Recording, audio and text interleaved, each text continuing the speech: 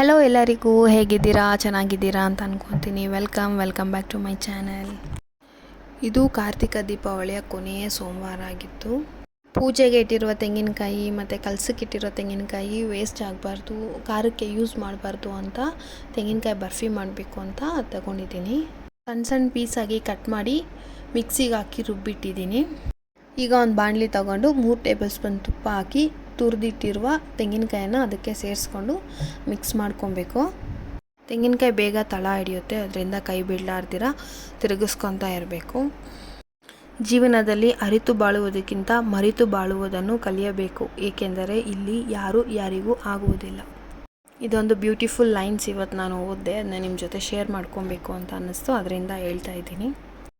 ಇದಕ್ಕೆ ಏಲಕ್ಕಿ ಪೌಡರ್ನ ಆ್ಯಡ್ ಮಾಡ್ಕೊತಾ ಇದ್ದೀನಿ. ಏಲಕ್ಕಿ ಫ್ಲೇವರ್ ತುಂಬ ಚೆನ್ನಾಗಿರುತ್ತೆ. ಪೌಡರ್ ಇದೆ, ಪೌಡರ್ ನಿಮ್ಮ ಹತ್ರ ಇಲ್ಲ ಅಂತಂದರೆ ತೆಂಗಿನಕಾಯಿ ರುಬ್ಬೋವಾಗಲೇ ಮಿಕ್ಸಿಲಿ 1-2-3 ಏಲಕ್ಕಿನ ಹಾಕಿ ಮಿಕ್ಸ್ ಮಾಡ್ಕೊಳ್ಳಿ.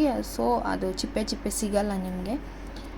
ನಾನಿಲ್ಲಿ ಬೆಲ್ಲ ಕೂಡ ಮಾಡ್ತಾ ಇರೋದ್ರಿಂದ 1-2 ಸ್ಪೂನ್ ಎತ್ತಿ ಸೈಡಲ್ಲಿ ಇಟ್ಕೊಂಡಿದ್ದೀನಿ. ಅದಾದಮೇಲೆ ಸಕ್ಕರೆ ಆ್ಯಡ್ ಮಾಡಿದ್ದೀನಿ. 1 ಕಪ್ ಕೊಬ್ಬರಿಗೆ ಅರ್ಧ ಕಪ್ ಸಕ್ಕರೆ ಸಾಕಾಗುತ್ತೆ. ಸಕ್ಕರೆನ ಬಿಸಿಯಲ್ಲೇ ಉರಿಯೋದಕ್ಕೆ ಬಿಡಿ. ಬಿಸಿಗೆ ಸಕ್ಕರೆ ಕರ್ಗಕ್ಕೆ ಸ್ಟಾರ್ಟ್ ಆಗುತ್ತೆ. ಆ ಟೈಮಲ್ಲಿ ಚೆನ್ನಾಗಿ ಮಿಕ್ಸ್ ಕೊಟ್ಟು 2 ಸ್ಪೂನು ಹಾಲು ಹಾಕ್ತಾಯಿದ್ದೀನಿ. ಹಾಲು ಏನಕ್ಕೆ ಹಾಕ್ತಾಯಿದ್ದೀನಿ ಅಂದರೆ ಬೇಗ ಸಕ್ಕರೆ ಕರಗುತ್ತೆ ಮತ್ತು ಬರ್ಫಿ ಸಾಫ್ಟಾಗಿ ಬರುತ್ತೆ. ಅದರಿಂದ ಜಸ್ಟ್ 2 ಸ್ಪೂನು ಕಾದು ಹಾರಿ ಇಟ್ಟಿರೋ ಹಾಲು ಹಾಕ್ತಾ ಇದ್ದಂಗೆ ಫುಲ್ಲು ಸಾಫ್ಟಾಗಿ ಮತ್ತು ಅಂಟಂಟು ಥರ ಆಗೋಕ್ಕೆ ಸ್ಟಾರ್ಟ್ ಆಗುತ್ತೆ. ಆ ಟೈಮಲ್ಲಿ ಕೈ ಬಿಡೋಕ್ಕೆ ಹೋಗಬೇಡಿ, ಚೆನ್ನಾಗಿ ತಿರುಗಿಸ್ಕೊಡ್ತಾಯಿರಿ. ಪ್ರತಿ ವರ್ಷ ಕಾರ್ತಿಕ ಮಾಸಕ್ಕೆ ದೇವಸ್ಥಾನದಲ್ಲಿ ಪ್ರಸಾದ ಹಂಚ್ತಾ ಇದ್ದೆ.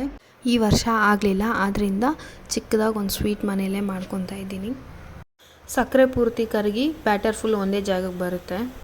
ಈ ಸ್ಟೇಜಲ್ಲಿ ಸ್ಟವ್ ಆಫ್ ಮಾಡಿ ಸ್ವಲ್ಪ ರೆಸ್ಟ್ ಮಾಡೋಕ್ಕೆ ಬಿಟ್ಟು ಅಷ್ಟರಲ್ಲಿ ಒಂದು ಬಟರ್ ಪೇಪರ್ ತೊಗೊಂಡು ಅದ್ರ ಮೇಲೆ ತುಪ್ಪನ ಸ್ವಲ್ಪ ಸವರಿ ರೆಡಿ ಮಾಡಿರುವ ಬ್ಯಾಟರ್ನ ಅದ್ರ ಮೇಲೆ ಹಾಕ್ಕೊಂಡು ನಮ್ಗೆ ಯಾವ ಶೇಪ್ ಬೇಕೋ ಆ ಶೇಪಿಗೆ ಮಾಡ್ಕೊಬೇಕು. ಬಿಸಿ ಇದೆ, ಚೌಟಲ್ಲೇ ಮಾಡ್ಕೊಂಡು ಇದನ್ನು ತಣ್ಣಗಾಗಕ್ಕೆ ಬಿಡಿ. ನಾನು ಸ್ವಲ್ಪ ಹೊತ್ತು ಫ್ರಿಜ್ಜಲ್ಲಿ ಇಟ್ಟಿದ್ದೆ.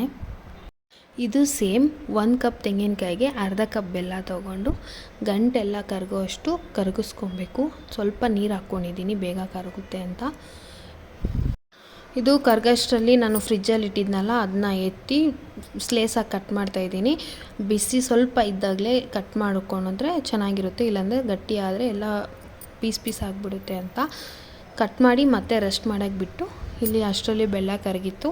ಬೆಲ್ಲ ಫುಲ್ ಕರಗಿದೆ. ಅದು ನೋಡಿ, ಪಾಕ ಏನು ಬರೋದು ಬೇಡ, ಪೂರ್ತಿ ಕರಗಿದ್ರೆ ಅಷ್ಟೇ ಸಾಕು.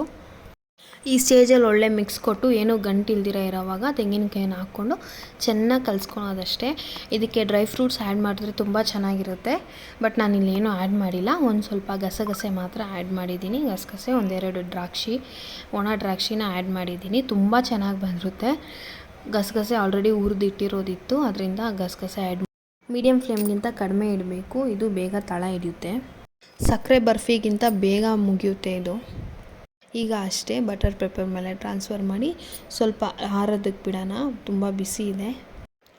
ಇದನ್ನು ಪೂರ್ತಿ ಸ್ಪ್ರೆಡ್ ಮಾಡಿ ಆರೋದಕ್ಕೆ ಬಿಡಬೇಕು. ನಾನೇನು ಅಂದ್ಕೊಂಡೆ ಅಂದರೆ ಅದನ್ನು ಸ್ಕ್ವೇರ್ ಶೇಪಲ್ಲಿ ಕಟ್ ಮಾಡಿದ್ದೀನಲ್ವ, ಸೊ ಇದನ್ನು ಉಂಟೆಯಾಗಿ ಲಾಡು ಥರ ಮಾಡೋಣ, ಚೆನ್ನಾಗಿರುತ್ತೆ ತಿನ್ನೋದಕ್ಕೆ ಅಂತ ಅಂದ್ಕೊಂಡು ಇದನ್ನು ಅಂದ್ಕೊತಾ ಇದ್ದೀನಿ. ಸ್ವಲ್ಪ ಆರೋದಕ್ಕೆ ಬಿಡಬೇಕು. ತುಂಬ ಬಿಸಿ ಇದೆ, ನನಗಂತೂ ಕೈಯೇ ಸುಟ್ಕೊಂಡೆ ನಾನು.